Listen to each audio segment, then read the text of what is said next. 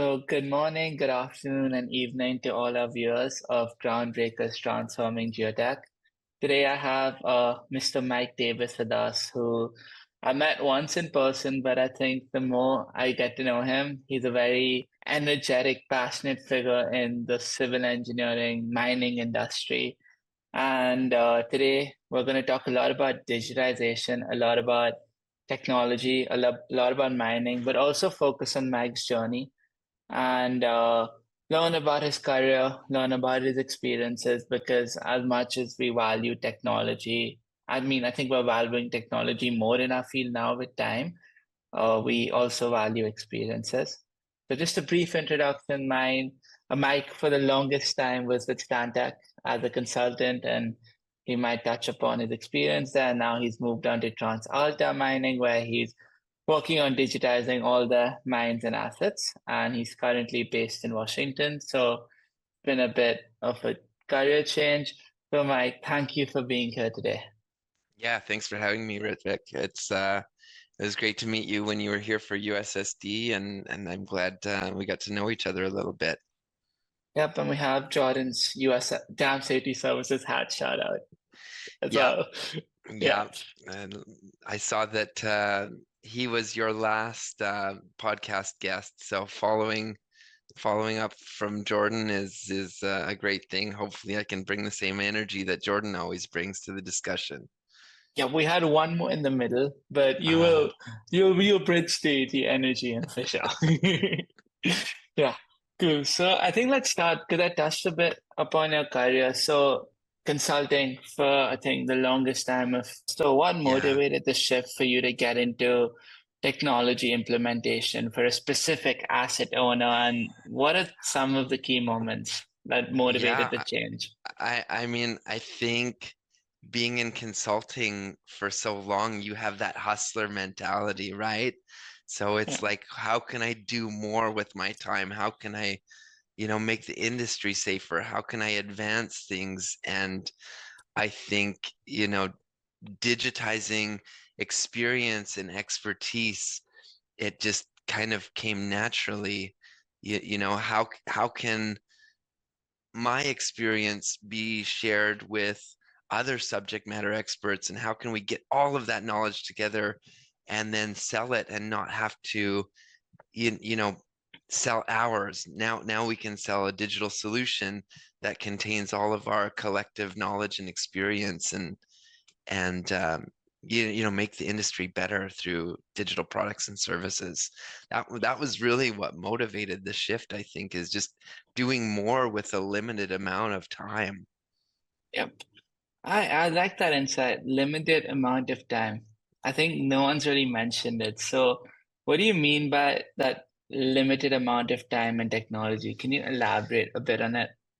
In our day to day, there's so much, and in the past, this is very true. There's been so much low value tasks in performance monitoring and operational support for dams, right? We used to spend a lot of our time just collecting data, putting it in Excel, looking at it and trying to figure out what it means.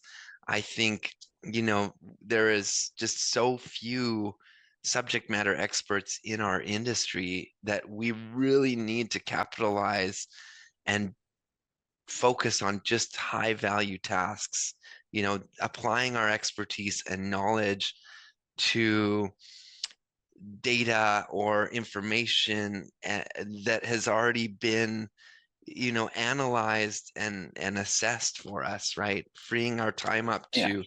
to think about what is driving failure modes and what does all this information mean, and how do I take all of this information and extract value from it so that I can make better decisions. Um, that's how we need to be using our time, not in the mundane, Yeah. right?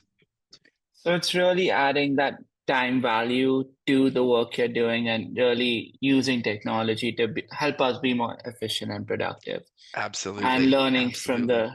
the implementing what's happening in tech. So I Yep. think you've seen from the consulting point of view and now implementation point of view, the technology really evolved. But like, were there any like Google moments, any iPhone, any Chat GPT moments that you feel our industry has faced? And if some of them like that were personally like that for you, you want to maybe talk about those, or what do you, or in the future, what do you think Sure. would be the next moment? Oh my gosh. I think in the last 20 years, we've gone from collecting almost everything manually to having almost everything collected for us now. So I think like the Google moments, I think in the monitoring industry happened as early as the 1960s with the advent of electronic sensors, right?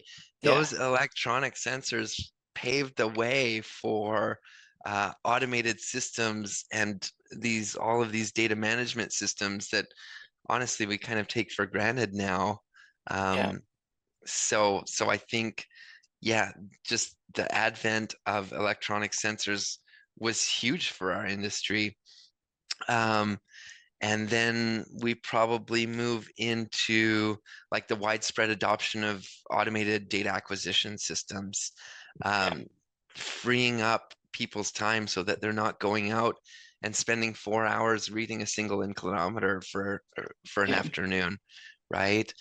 Um, and then, we went from the sensors to the acquisition systems, and now we're really kind of keying in on the analytics side of things, and those systems are getting a lot better. And so I think that, it's that kind of progression of digitization that's been going on since, the 1960s now. So it's been a long journey, but things are speeding up fast. Where we've Yeah. learned a lot, we know what works, we know what doesn't work, and collectively the industry is doing a great job at information and knowledge sharing through USSD and all of these other organizations and big conferences throughout the world. Yeah, I think that's an interesting way because it was actually the 60s when we went on to electronic sensors, and a lot of people say the piezometers won't change, vibrating wire technology, MEMS is the same, but I mean, IoT can get better, processing can get better for the cable data loggers that we need for strain gauges, and software will of course get better, but I think our real challenge is now really we're not inventing stuff anymore. We're really taking what's there from different industries and cooking in the kitchen and building a Hmm. product that works for our industry and will be accepted. Yeah, and I think every day, every new day, we have a new development in robotics now, or machine learning algorithms, or large language models, or processing. And I think that's really, I think the people who adapt the fastest, they're making an easy to use solution, Yeah. will probably really impact and challenge the status quo of the current industry landscape globally. Yeah, and Yeah. I think a lot of it is just bridging the gap between the technology and the application, right? Yeah. And it doesn't have to be the dams industry. I mean, we're taking things from the military industry, from consumer industry, like selling clothing. Yeah. How can we adapt those technologies into our dam monitoring so that we don't have to reinvent the wheel and make sure that we're using the technology for the right application. I think it's people like that that really can advance the industry quickly and makes great strides Yeah. in making dams um, easier to manage. Yeah, and I think with along with dams, like you said, it's all the other infrastructure that we work in. Because I mean, the software is the same, the IoT is the same, the sensor almost the same. It's Yeah. just the application and the monitoring parameters and the frequencies and the installation locations that change. And it's really like, and of course, the analytics is different because for a dam with a piezometer, you're looking for different, no, I mean, the same reading, but different reading intervals over time. But in a excavation or in dewatering, you're using the piezometer for much more faster real-time readings to actually assess it. So yeah, it Mhm. makes a lot of sense the way you put it. Yeah, so I think let's move on a bit towards the synergy now between traditional methods and modern data solutions. So I believe that there will be a lot of movement in artificial intelligence or drones. Like we tried the Skydio drone together. It was from what we use the DJI Mavic to the Skydio drone. I think even in 5 years, it's been a big move.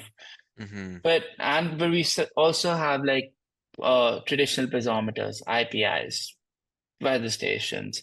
So how do you see like all of these technologies meeting together and the value of that synergy? I think it's definitely a necessity. I mean, having our information, whatever sensor it be, in a silo, it doesn't make any sense, right? Yeah, Um, we need to integrate all of that information, and that's where you start to understand what an anomaly looks like, right?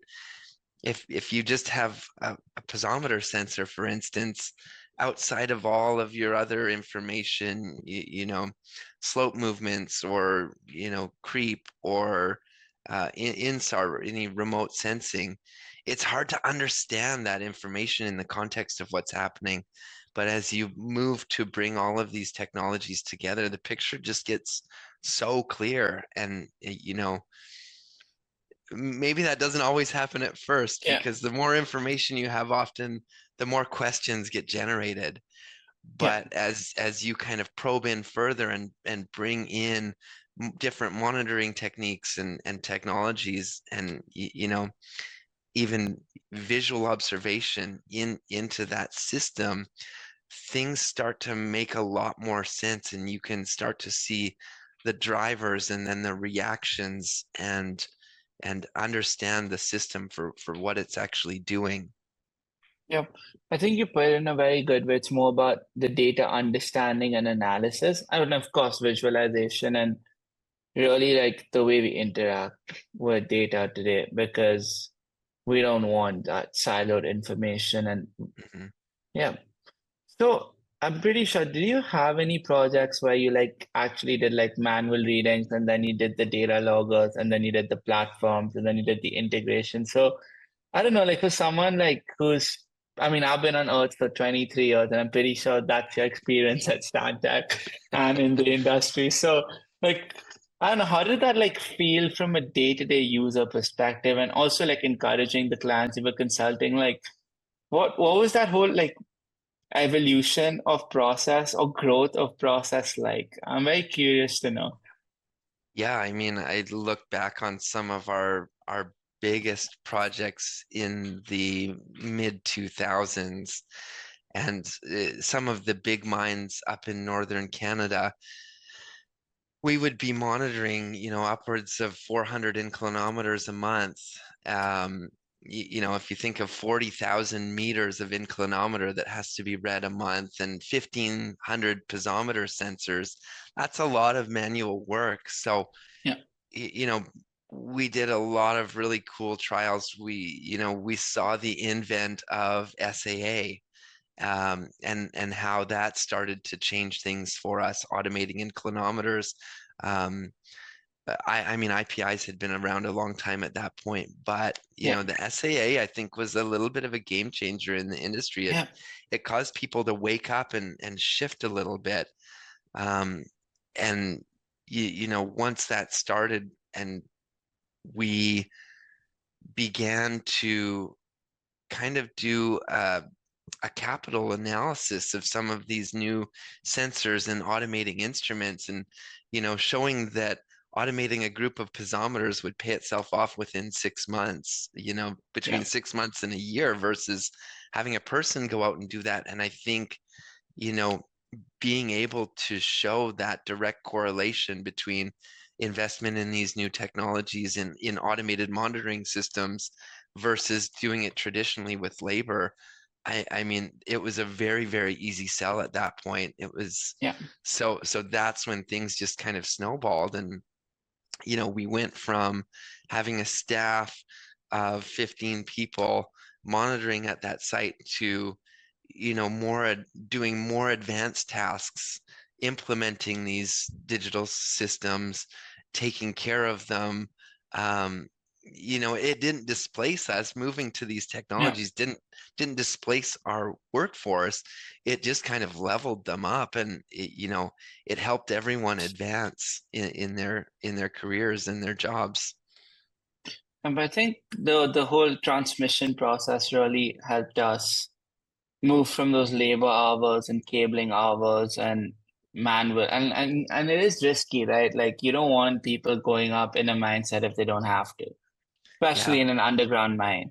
And that's why also I feel like somewhere robotics will play a big role in installations as we go. That I mean, if we can have an Optimus or a Spot go into a tunnel, for example, and do installations while you're doing construction, the liability on humans goes a lot lower and we can be a lot more efficient because they can work 24 hours a day nonstop. So it's yeah, a very interesting take on how it's going to change even on the installation side. And absolutely. yeah, and what the next? And we Yeah, don't want to get too philosophical, right? yeah, But we're all wanting to be a valuable part of the workforce. Like, yeah, as humans, that is what we want. We want to contribute in a meaningful yeah. way. And so, doing mundane data management tasks, inputting numbers in Excel, I mean, that's not very, It's not fun. fulfilling. It's not fulfilling. Yeah, yeah, So, yeah, getting computers to do the things that they're really great at, right? And then freeing us up for these kind of creative tasks in how does this information come together? What does it mean? How do I increase my understanding now?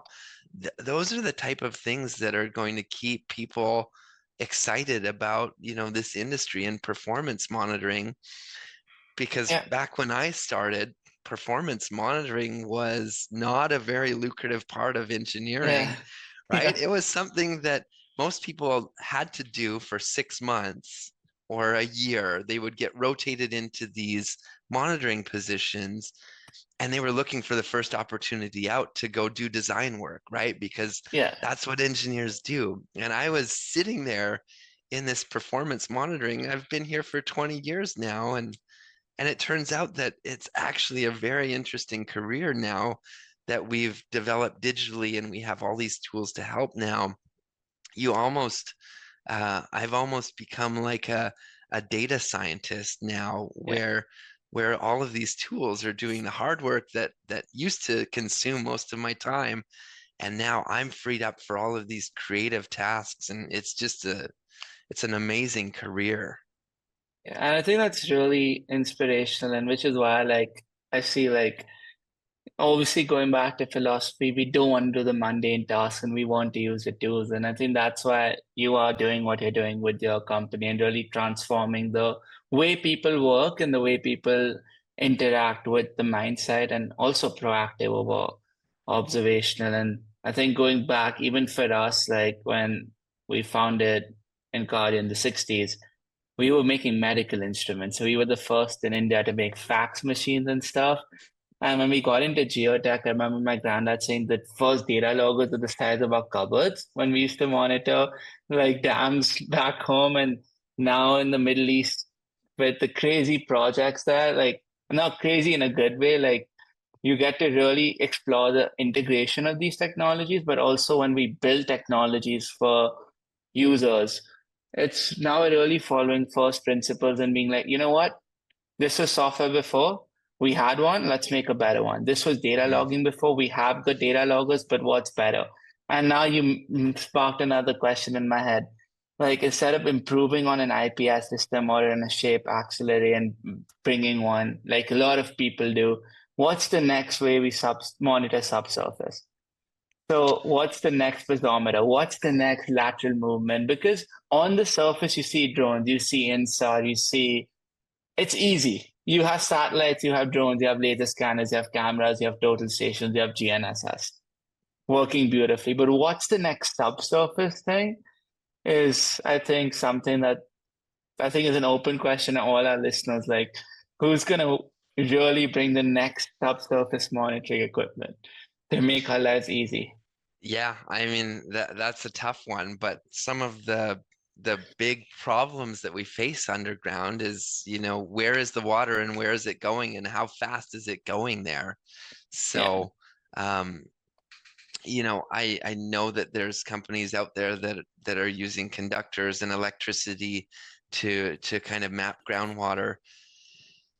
I don't think the technology is there yet, right? We've had some questionable results but I think, in terms of, mapping groundwater flow, where it's going in real time, that's something that the industry needs. Whether that's 1 year away, 5 years away, 10 years away, I don't know, but that is definitely a need that we're going to continue to strive to get there.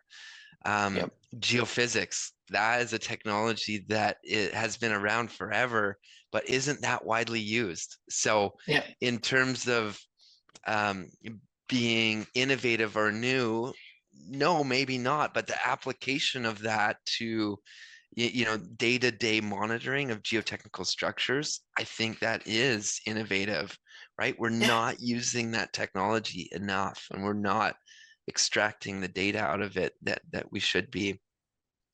Using. Um, yeah, Yeah, yeah. I agree with you, and I think it's really application because if you think about it, I have my iPhone right here, and it's got real-time cameras, really good cameras. It's got a LiDAR, it's got yeah, transmission, and it's got a really good Apple chip that can integrate and understand data. So, like, this could be an ideal data logger today. It's just that the battery technology is not, it's not built for this application, but yeah, today you see it with an iPhone, we can do those kind of moments that really suit our application today. Because, yeah, geophysics, like what are we doing to apply technology to improve it? Very yeah. interesting I think application. geophysics is something that you think about as a one-time investment, right? Yeah, You have a geophysical analysis done, maybe often before the structure even goes there. You've got yeah, baseline geophysics, right? But I think there's tremendous value in doing that over and over again and looking for changes and um, using the technology to extract more value yeah, from subsurface exploration. yeah. But I think that's something that is something that I'm probably gonna now start thinking about, but I think let's encourage everyone to start thinking about because we need different ideas and we need to test and try it together as a community. Because this is a big Yes, problem that we all need to solve sometimes together. absolutely. Sometimes you don't need a new technology. Sometimes it's Yeah, just, something that's been, kind of sidelined a little bit and now you bring in and you implement it as part of your um regular performance monitoring and it can become extremely valuable. yep, agreed. And I think that's another very interesting way to think about stuff, like really taking it down to what the device is or the tool is or the technology is and what the problem is, and then finding that middle ground where it links to it. Mhm. Because like again, like tilt meters make sense for buildings, but wireless tilt meters for rail track monitoring is now becoming more of a thing for the sake of doing it. Like what is it Right. really telling you? You need to Yeah. complement it with more data. So it's really not just building a technology for selling it, but building a technology that can be applied in an application and add value. Yeah. Yeah, absolutely. And that is a really good example because, monitoring tilt locally on a building is really important, but monitoring tilt locally on a railroad track is it, why, right? Why? Yeah. When more you care about, the right application is probably InSAR, right? Where you can Yeah. monitor your whole track and look for hotspots. Um, Yeah. something happening at a very local location on a railroad track that's 100 kilometers long. Like, what's the chances that you're gonna put that sensor in exactly the right spot to get an idea of Exactly. what's happening? Yeah, and even with like convergence with like you need that zero reading on a three-axis map that's never that accurate. So total stations still do it in a much better way. So it's Yeah, really complementing, combining, iterating, like, and yeah. let's see how it goes because there's a lot of great players in the field really working in different applications. And just Yeah, thinking about what you're monitoring and where and why, right? I remember installing inclinometers, in the deepest part of a dam, which also happened to be right on top of the rock drain that went through the valley bottom, right? So we had all of these huge rocks down there, enormous voids, so that we yeah, could have water flow. But then think about how you finish that borehole out and either grout it or, bentonite it. There was no possible way. yeah, So what we ended up with was a large portion of unsupported inclinometer casing in this rock drain, which then started to move on us. Those rocks were shifting a little bit, and it looked like we were getting shear in that yeah, inclinometer. And so, the deepest part of the dam, we're getting all these alarm bells now, our inclinometers moving, and it turned out just to be some shift in the rocks in the drain. But, you kind of learn along the way, well, okay, let's move the inclinometer over 20 feet so we're not going through the rock drain, and then we can, grout the casing properly, and we don't generate these anomalies for ourselves that, of course, that happened on December 26th, right? Everyone was off for the break, and it became this huge issue, at almost the worst possible time. So,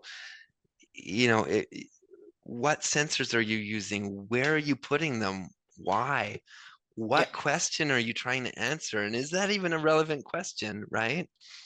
yeah. So, It makes sense, and like it's normally you blame the sensor or the data logger, but it's actually the way we install it because it's such a niche field and you learn from experience and no ground is the same. And a lot of even the specs are copy pasted. Like in India, for some projects of ours, we have copy pasted specs from the US and we're like the ground is so different, it doesn't make sense. And then we work with the monitoring companies and consultants and then redo a lot of the work. Same with the Middle East. I don't know how it is in the US. So it's really making sense of it and enabling the education on how to monitor and where to monitor. Because even yeah, IoT today is super helpful, but it's really, you need that cable data logging speeds for strain gauges on a bridge. And you yeah, need, it's not only about wireless transmission. I mean, to the cloud server, yes, but between the data loggers and nodes, you need that high speed sometimes, which people I think sometimes have started to discount. So it's a mix of different things. So I mhm. think let's move on to a bit more into remote sensing because you did mention remote sensing and InSAR. So what's your take on InSAR and how do you see that really impacting mines and general monitoring? I think we're learning a lot about it right now. We're coming up with some really great uh, validation case studies. We're really proving this technology out in the industry for monitoring Earth structures, and just looking at pairing the INSAR data with like hyperspectral imagery and those other technologies that we have in satellite constellations now. It's just incredible, like for just a general overview of what's happening, because you don't have instruments on the ground everywhere. There's 99% of our earth structures are not monitored, right? We monitor in very local locations. Yeah, And so having this kind of broad look at everything, I think we were just talking last week. I had consultants on site with me all week, and we were talking about how do we move from a technology enabled monitoring program where we're just using the technology to now a technology informed monitoring program where the technology is we're using it in a more advanced way to uh, really kind of program these custom monitoring routes. So now we're keying in on areas, hotspots we see in the INSAR that could be an anomaly. And instead of just going out and driving a routine inspection route on our structures, we're using that technology to now look at where these hotspots or other anomalies may be, and then moving towards inspecting those areas as a first priority. So yeah, really, I think it comes down to application, right? We've been introduced to this technology. We've now, for the most part, vetted this technology, and now we're using it to inform our monitoring and specifically our inspections. So Yeah. so but really that validation step is key, and I've been on both sides of the InSAR discussions, as you know, Yeah. a supporter and a detractor, right? There, you know, we you can't just take a new technology and use it blanket and Yeah. blindly, right? There Yeah. has to be a way to um, kind of bridge the gap between the technology and the application, because a lot of the providers that are providing that information, they understand the technology really well, but the Yeah. understanding of how that information impacts, you know, what we're trying to do with the information, you know, monitor our structures, that requires a lot of teamwork, right? The Yeah. providers and the users getting together to understand each other's side, where the blind spots are, where the gaps are, how do we fill in those gaps, and how do we get the most of this technology. We've had some tremendous strides in that department in the last 2 years. I think that's really exciting to hear. And also for us, as we're moving from a traditional service and surveying company in certain regions and as a instrumentation and data logging manufacturer, I think Procure's given us that edge to integrate. But now we're also looking to scale into GNSS, into remote sensing, and really provide that earth to sky approach where, okay, if you have 100 bridges or 100 dams, let's use InSAR, let's use hyperspectral, multispectral. Look at these trends. Historically, you get 8 to 10 years of data. Then with the dams that have or bridges that have some issues, let's do some localized surveying with some drones. And then on the absolutely critical ones, let's go install sensors. We have the whole package because it's really to value that there's so many assets to be monitored. And if we want to go traditional and install sensors on dams, we'll probably take 40, 50 years. So it's really to value that integration and really, like you said, interpret that data wisely.